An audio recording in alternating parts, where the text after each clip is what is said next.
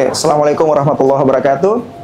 Allahumma shalli ala sayyidina Muhammad wa ala ali sayyidina Muhammad. Bersama saya sekarang guru kita, Al-Ustadz Muhammad Al-Habsyi dari Solo. Kali ini bincang-bincangnya tentang apa? Ini kali ini tentang mudik, saudara-saudara ya. Apa sih mudik itu? Kalau tanya Google, pasti semua udah tahu. Mudik itu apa sih? Mulai dili ya. Mohon maaf, ini lidahnya Sulawesi, bukan lidah Jawa. Jadi susah ini ngomongnya. Mungkin langsung aja Ustadz ya. Siap. Okay. Ustadz, sebelum saya mulai, antum punya pengalaman mudik tidak? Kalau saya nggak punya pengalaman mudik ya, Beb. Soalnya saya tinggal di Solo, keluarga semua di Solo. Nah, keluarga istri pun juga di Solo. Nah, oke. Jadi kemacetan mudik tidak pernah mengalami. Kalau saya mudiknya di Palu ini.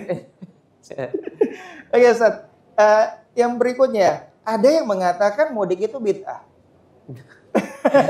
Gini ya, jadi pemahaman bid'ah itu harus diluruskan. Nah, apa sih yang dinamakan bid'ah?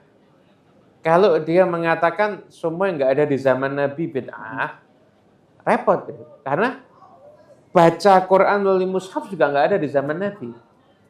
Nah, itu kan baru dikumpulkan mushaf di zaman sahabat Nabi. nah. Kemudian pemberian harokat, pemberian titik, itu nggak ada di zaman Nabi semuanya.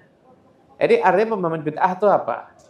Nah, pemahaman bid'ah itu menambah sesuatu hal baru, ibadah mahdhah. Pada sifatnya ibadah mahdhah di dalam agama. Nah, mungkin misalkan sholat isya dijadikan 5 rakaat. Atau misalkan buat puasa sampai bukanya isya. Itu menambah hal-hal baru dalam agama yang itu sifatnya dari ibadah mahdhah itu mungkin masuk kategori bid'ah. Itu cuma sekedar mudik, satu tradisi yang positif.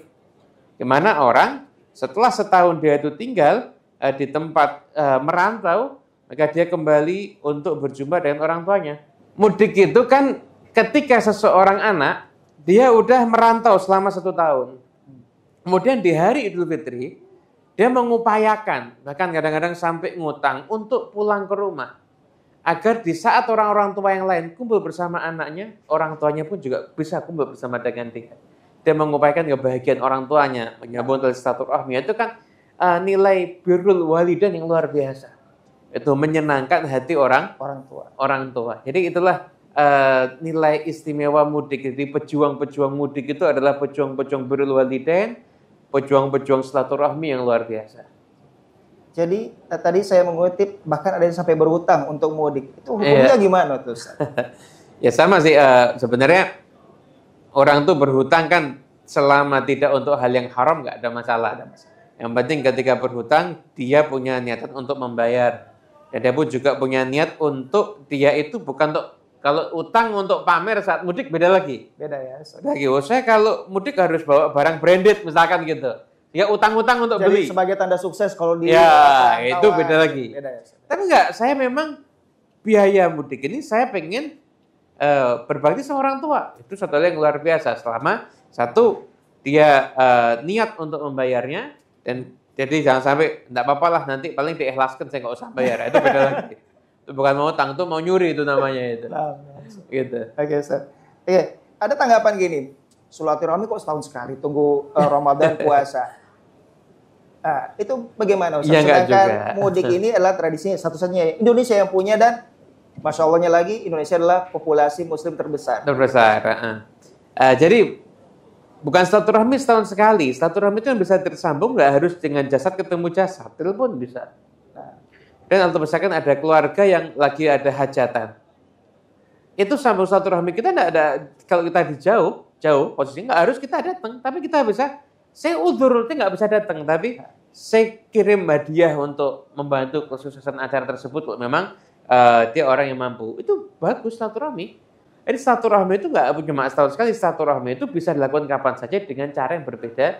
Yang penting silah, ada sambung tali kekerabatan, entah lewat telepon, entah lewat mungkin surat menyurat dan sebagainya. Sekarang kan pakai WhatsApp dan sebagainya, itu termasuk dalam bagian menyambung.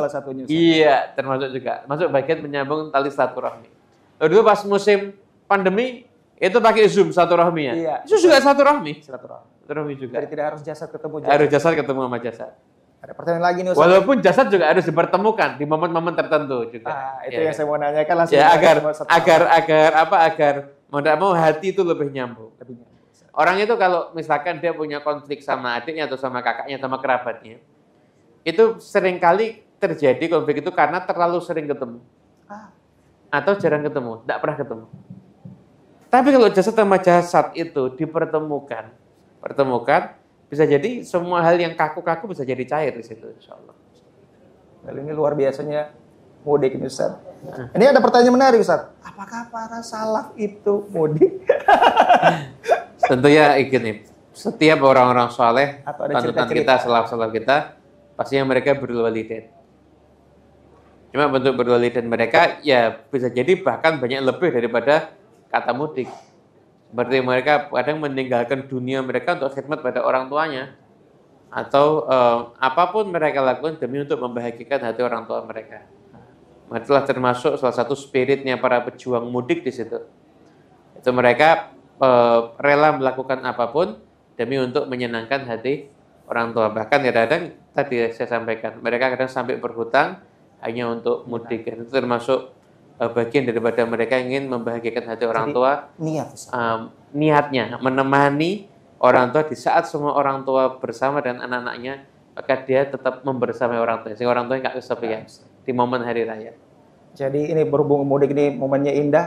Nah, tips indah dari antum, tips indah mudik, Ustaz. Iya. Apalagi menghadapi kemacetan, bagaimana ibadahnya? Ya. Begitu. Gini, ini pertanyaan sangat bagus.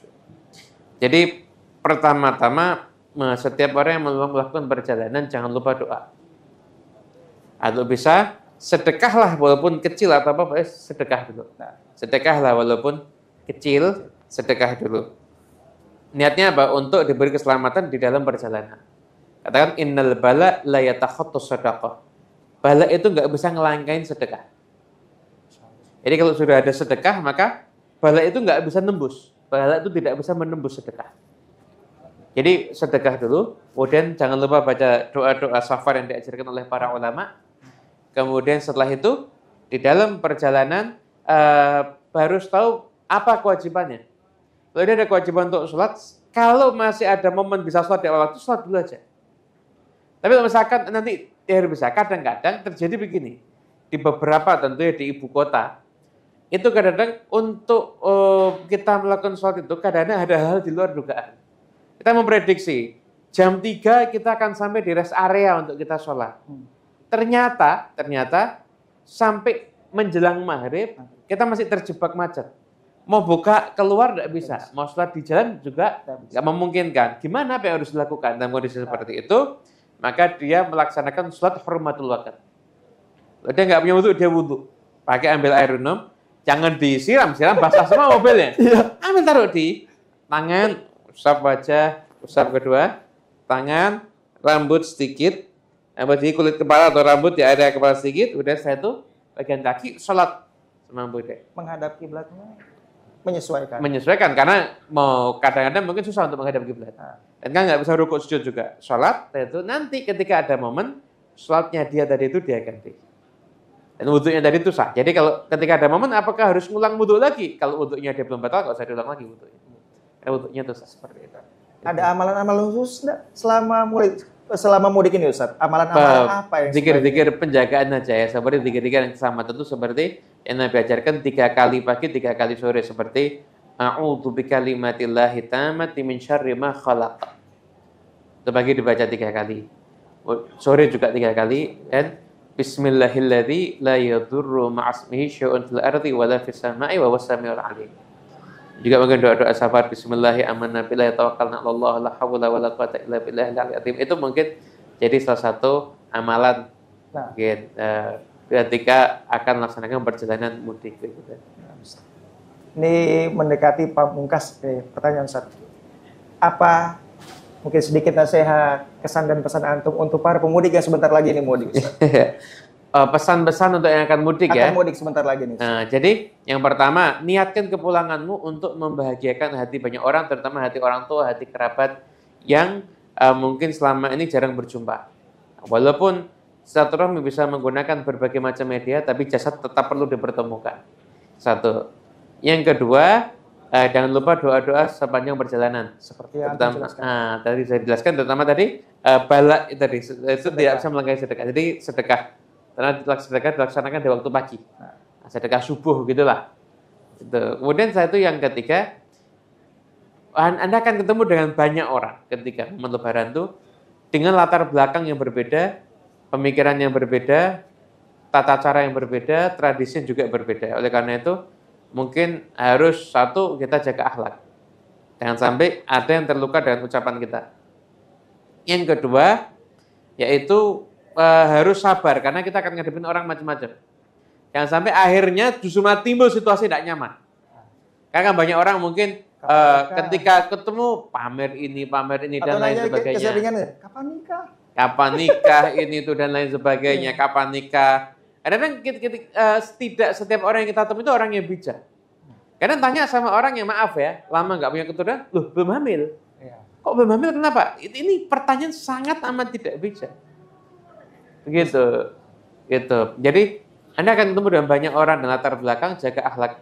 Kemudian saya itu sabar, fokus Anda adalah khidmat orang tua dan menyambung tali silaturahmi. Insyaallah keberkahan akan menyertai kehidupan Anda semuanya insyaallah. Nah, jangan lupa zakat fitrahnya. Zakat fitrah, betul. Sebenarnya jangan terus mudik akhirnya lupa zakat fitrah. Di mana kita bayar zakat fitrah? Di tempat di mana kita berada saat malam hari raya. Itu yang paling tepat untuk kita membayar zakat fitrah gitu. Insyaallah mudah-mudahan bincang-bincang singkat ini bisa berguna bagi kita semua. Untuk yang mudik kami ucapkan fi amanillah. Insyaallah selamat sampai tujuan. Bisa ketemu keluarga, handai tolak, terutama orang tua. Begitu Ustaz ya. Siap. Ustaz terima kasih banyak atas waktunya. Insyaallah ketemu lagi di lain kesempatan. Saya Syekh Al Jufri mengucapkan Assalamualaikum warahmatullahi wabarakatuh. Assalamualaikum warahmatullahi wabarakatuh.